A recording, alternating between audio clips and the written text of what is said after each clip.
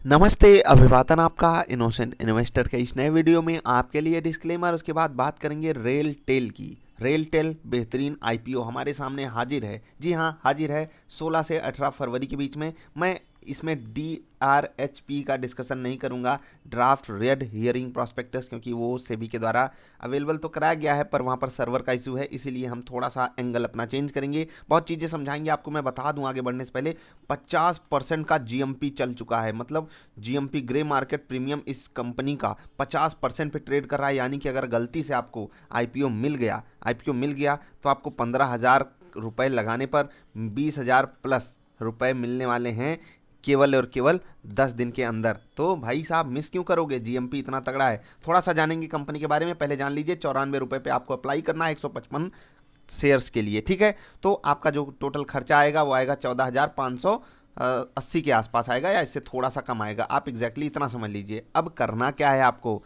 करना ये है भाई साहब, ऐश करनी है, पैसा पाइए। और 14 फरवरी को आपको मैं ये इन्फॉर्मेशन दे रहा हूँ, वैलेंटाइन डे का गिफ्ट समझ लीजिए, और जो पैसा मिले उससे ऐश कीजिएगा। आप बताइए क्या करेंगे, ऐसे ही करेंगे ना। चलिए, ये यहाँ पर 570 रुपये होगा। तो चलिए हम आगे बढ़ते हैं।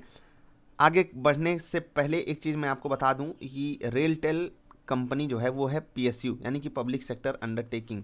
और आप एक चीज़ समझ लीजिए कि आईपीओ, जब हम आईपीओ का नाम सुनते हैं हम ये सोचते हैं कि कंपनी को पैसों की ज़रूरत है, इसलिए कंपनी जो है वो आईपीओ लेकर आ रही है। लेकिन यहाँ पर आप एक चीज़ समझ जाइएगा कि ये ऑफ़र फॉर सेल है, ये आईपीओ नहीं है। ऑफ़र फॉर सेल मतलब क्या होता है कि कंपनी के पास जो भी फंड हम आप देंगे वो कंपनी के पास ना जाकर, जो कंपनी के मालिक साहब हैं, मालिक साहब कौन है, हमारी प्यारी भारत सरकार, भारत सरकार के पास चला जाएगा पैसा। सरकार डाइवेस्टमेंट का प्लान बनाकर रखी है, वो बेच दे रही है पीएसयूज़ को। अच्छी बात है, अच्छी बात इस सेंस में कि हमको प्रॉफिट कमाने का मौका मिल रहा है। तो चलिए हम प्रॉफिट्स को एंजॉय करेंगे। याद रखिएगा, कंपनी को ये पैसा नहीं जाएगा। इसका मतलब ये है कि कंपनी का जो ट्रेंड अभी तक चलता हुआ आ रहा है ग्रोथ का, वो उसी हिसाब से रहेगा, उसमें चेंज नहीं आएगा, क्योंकि कंपनी इस पैसे को यूज नहीं कर पाएगी। तो चलिए हम इसको करते हैं छोटा और कुछ और करते हैं बड़ा। जी हाँ, ये डेटा आपके सामने हाजिर है। यहाँ से मैं आपको काफ़ी कुछ चीज़ें समझाने की कोशिश करूँगा। आई होप आप बात को समझो। पहली चीज़ जो मैंने आपको बताया कि 50% का ग्रे मार्केट प्रीमियम, इसका मतलब आप समझते हो, नहीं समझते तो समझ जाइए कि 50% आपको मिलने वाला है लिस्टिंग गेन, क्लोज टू 50%। ये थोड़ा बहुत ऊपर नीचे हो सकता है। इसके लिए आपको दो बातें और याद रखनी है। IRFC ने डिविडेंड अनाउंस कर दिया है, उसमें भी हमको 20 तक स्टॉक्स को रखना है, तो वहाँ पर आप पैसा नहीं निकाल सकते अगर आपको डिविडेंड चाहिए तो एक चीज़ यहाँ पर आप चारा अपना लीजिएगा कि अगर IRFC का स्टॉक 5% के आसपास ऊपर चला जाता है, ठीक है, जहाँ पर अभी है, तो आप वहाँ पर स्टॉक से एग्जिट करके वो पैसा आप आईपीओ में डाल सकते हो। क्योंकि काफ़ी लोगों ने ये सवाल पूछा है कि रेलटेल के आईपीओ में हम पैसा कैसे लगाएं, क्योंकि हमारा पैसा आईआरएफसी में फंसा हुआ है। देखिए, मैं अलग एंगल की बात कर रहा हूँ ना। अभी समझिए, सरकार जो है क्लोज टू 819 करोड़ रुपए का माल हम आपको थमाएगी और पैसा हमसे लेकर भाग जाएगी। स्टॉक हमको थमा देगी और पैसा लेकर भाग जाएगी। भाग नहीं जाएगी, काम करेगी। दिल पे मत लिया कीजिए। ये एक मिनी रत्ना पीएसयू है। आपको पता है मिनी रत्ना और नवरत्ना में कितना फ़र्क होता है। खैर, आगे बढ़ते हैं। आगे एक्सप्लेनेशन ये है कि कंपनी काम क्या करती है। उससे पहले एक चीज़ जान लीजिए, इस आईपीओ में हम आप जैसे रिटेल इन्वेस्टर के लिए 35% सीट रिजर्व्ड है। तो चलिए भाई साहब, रिजर्वेशन मिल रहा है, पार्टी होगी। 15% फॉर NIIs, मतलब कि नॉन इंस्टीट्यूशनल बायर्स, और बाकी 50% तो आपको पता है किसके लिए रिजर्व होता है। वहाँ पर कुछ कहने की बात नहीं है। QIB वाले ऐस करते हैं सबसे ज़्यादा। खैर, उनकी संख्या भी ज़्यादा है, पैसा भी ज़्यादा है उनके पास। अब हम बात करते हैं कंपनी काम क्या करती है। आपको पता है कि कंपनी नेटवर्क रिलेटेड काम करती है, और सबसे ज़्यादा ये नेटवर्क रिलेटेड काम रेलवेज का करते हैं। और रेलवे खूब दबाकर पैसा भी इनको देती है, पैसा देती है, लेकिन ऐसा नहीं है कि इनको प्रीमियम देती है। याद रखिएगा, 100 रुपये का अगर इन्होंने काम किया तो 105 रुपये रेलवे दे देती है, क्योंकि उसको लगता है कि घर की खेती है तो भाई साहब क्यों हम ज़्यादा दें। इसीलिए अगर ये कंपनी आने वाले समय में प्राइवेट सेक्टर में जाकर अपनी सर्विसेज देने लगी तो समझ लीजिएगा ग्रोथ की ट्रेजेक्टरी वो तगड़े से बढ़ेगी।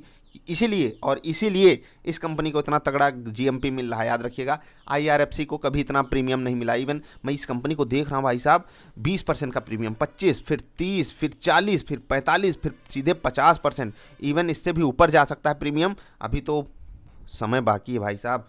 तो चूकिएगा नहीं इसमें, मैं तो कहता हूँ डिफरेंट लॉट से अप्लाई कीजिएगा। अन्य चीज़ों को भी मैं डिस्कस करूँगा। पहले समझ लीजिए नेटवर्क रिलेटेड काम करते हैं, रेलवे इनको भी प्रीमियम नहीं देती है, लेकिन आने वाले समय में ग्रोथ की अपॉर्चुनिटी बहुत तगड़ी है। आपको पता है, आप जब भी रेलवे स्टेशन जाते होंगे तो वाईफाई वगैरह की सुविधा आपको वहाँ पर जो मिलती है इन्हीं के द्वारा प्रोवाइड की जाती है। अभी तक तो इनका टाई अप था, 2020 में शायद अक्टूबर तक टाई अप था गूगल से, वो टाई अप खत्म हो चुका है।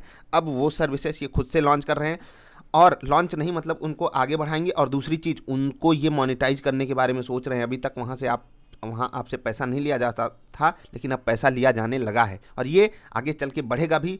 और ये इससे अपनी कंपनी का भी फ़ायदा होगा, मतलब रेलटेल का फ़ायदा तो होगा ही, और जो जेन्युइन यूज़र्स हैं उनको भी फ़ायदा होगा कि भाई साहब हम 5 रुपये दे देंगे, लेकिन हमको स्टेशन पे अगर हम हैं तो स्टेबल एक नेटवर्क आप दे दीजिए, वही काम ये करेंगे। अब ये मतलब बिजनेसेस को नेटवर्क प्रोवाइड कर सकते हैं। हो सकता है आने वाले समय में जो डिमांड बढ़ी है लॉकडाउन के कारण, किसकी, लीज लाइन की, इंटरनेट की, ओवरऑल बिजनेसेस को ओवरऑल सिनारियो में, तो इतना बड़ा नेटवर्क है इनके पास। देख लीजिए कवर्स ओवर 55,000 किलोमीटर, तो सोच लीजिए मतलब कमाल की अपॉर्चुनिटी है इस कंपनी के पास। अपने आप को अगर एक्सपैंड करना है तो सच में बहुत बहुत बहुत कमाल की अपॉर्चुनिटी है। और अगर जैसे मोदी साहब कहते हैं कि हम गांव-गांव में इंटरनेट पहुंचा देंगे, तो ये कंपनी समझिए मिरेकल कर सकती है उस योजना के लिए भी और अपने लिए भी।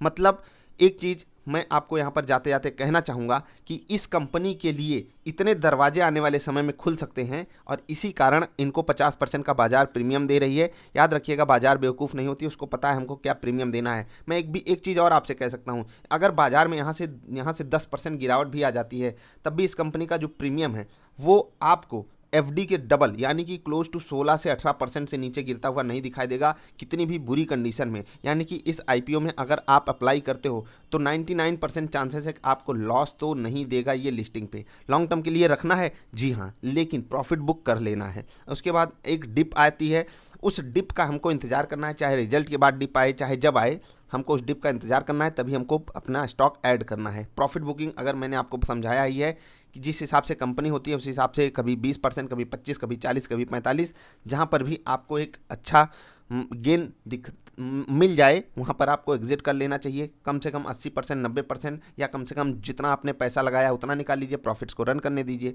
ये सब काम आप कर सकते हो। और जो स्टूडेंट लोग हैं उनको तो ज़रूर अप्लाई करना है।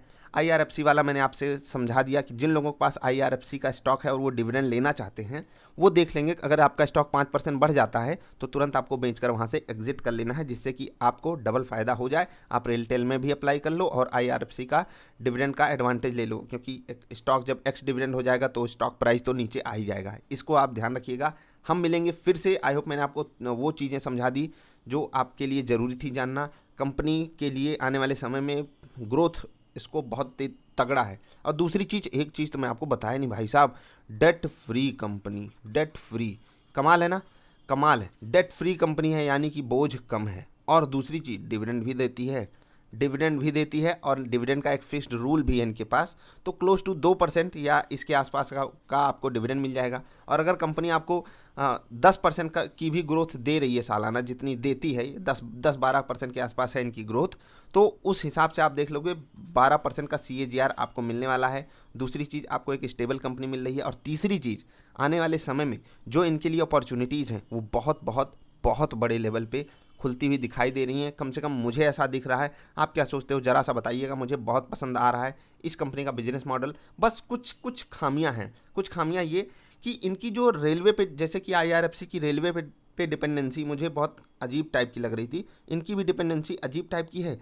लेकिन अपॉर्चुनिटी इनके पास अभी के सिचुएशन में ये है कि ये ढेर सारे PSUs को अपनी सर्विसेज देते हैं, ठीक है, जिसमें से बहुत से हैं, मतलब अभी यहाँ पर नाम लेते लेते थक जाऊंगा, काफ़ी ज़्यादा है। और जो रेलवे पे ये वाईफाई को मोनेटाइज करने की बात कर रहे हैं, वो मॉडल थोड़ा सा ना इनको ऐसा बनाना पड़ेगा कि उसको एक 5 रुपये खर्च करने वाला भी यूज कर सके। क्योंकि अगर आप सिर्फ 20 और 40-50 वाला प्लान अगर वहाँ पर रख दोगे तो फिर आपके रेवेन्यू मॉडल में बहुत बड़ा डेंट पड़ेगा, ठीक है। 5 रुपये से शुरुआत कीजिए, या इवन उससे भी सस्ता कर दीजिए कि भाई साहब आप महीने का प्लान लीजिए। अगर आप महीने में 5 बार रेलवे स्टेशन विजिट करते हो तो एक ही प्लान में आप 50 रुपये 40 रुपये दे दीजिए। आप 5 बार आपको बढ़िया हम इंटरनेट दे देंगे, फ्री ऑफ कॉस्ट दे देंगे, फुल स्पीड में दे देंगे। जैसे कि आपको पता होगा रेल वायर जब चलता था, रेलटेल का ही काम था वो। गूगल के साथ काफ़ी अच्छा काम किया इन्होंने। गूगल अब अपना कदम पीछे हटा लिया, रेलटेल को ही आगे संभालना है। तो इन सब चीज़ों पे अगर ये कंपनी काम कर गई, समझिए तबाही तबाही करेगी। तबाही पैसे की नहीं, तबाही करेगी बहुत से प्राइवेट कंपनियों की। टक्कर इनकी है जियो से, एयरटेल से, वोडाफोन आइडिया से। लेकिन ये जो नेटवर्क हैं, मतलब जो सर्विसेज ये देते हैं बिजनेसेस को, वही काम वो भी करते हैं। लेकिन वो प्राइवेट कंपनियां हैं, ये पीएसयू है, इनको लोग प्रीमियम नहीं देना चाहते हैं। और जो होता है ना कि भाई अरे सरकारी कंपनी है, हटाओ, नहीं करेंगे, सस्ता करेगी लेकिन बेकार सा काम कर देगी। इस टाइप का जो माइंडसेट है वो थोड़ा सा चेंज होता हुआ दिखाई देगा इस कंपनी के कारण, क्योंकि ये कंपनी जो है टेक्नोलॉजी पे फोकस करके आगे बढ़ती है। और अगर आप इनके एमडी साहब को सुनोगे तो वो भी कुछ ऐसी ही बातें कर रहे थे कि आने वाले समय में अपने अपॉर्चुनिटी को वो मतलब बढ़ते हुए देख रहे हैं। लॉकडाउन से इस कंपनी को बहुत फ़ायदा हुआ है, आने वाले समय में भी हो सकता है। लेकिन अब एक सबसे जो बात बुरी लगी है मुझे वो ये कि पिछले 5 साल, 4 साल, 3 साल में इस कंपनी की ग्रोथ उस हिसाब से नहीं है जितना बाजार इनको प्रीमियम दे रही है। यानी कि बाजार पास्ट को बिल्कुल इग्नोर कर रही है और फ्यूचर को बहुत तगड़े से ध्यान में रखकर बाजार इनको प्रीमियम दे रही है। इस प्रीमियम में ये समझ लीजिए 25% का योगदान बाजार का है कि बाजार इतने ऊपर जो ट्रेड कर रही है, और 25% योगदान इनके बिजनेस मॉडल का है। तो पैसा तो लगाना ही है भाई साहब, जीएमपी हमने देख ही लिया है, तो पैसा लगाइए, जहाँ से भी जुगाड़ कीजिए। एक अकाउंट से, 2 अकाउंट से, 3 अकाउंट से, अकाउंट ना हो नीचे से आप ओपन भी कर सकते हो, बाकी नहीं। ऐसा मत कीजिएगा कि आपको सिर्फ आईपीओ में पैसा लगाना, उसके लिए आप अकाउंट खोल लो। नहीं, ये बिल्कुल चीज़ फीजिबल नहीं होती है, कम से कम लॉन्ग टर्म के लिए। यहाँ पर मिलना किसको है, जब सबको पता है 50% मिलने ही वाला है, हर कोई अप्लाई करेगा, तो भाई जो किस्मत वाले होंगे उनको मिलेगा। स्ट्रैटेजी हम वीडियो के थ्रू आपको ज़रूर शेयर करेंगे। एक और आईपीओ आ रहा है, उसको भी हम ज़रा सा डिस्कशन में लाएंगे। अभी के लिए इतना ही। आप बताइएगा आपको वीडियो कैसी लगी। अगर अच्छी लगी है तो लाइक कर देना, बुरी लगी है तो कमेंट करके बता देना नीचे, जिससे अगली बार गलती ना हो। मिलेंगे फिर से, तब तक के लिए बाय बाय।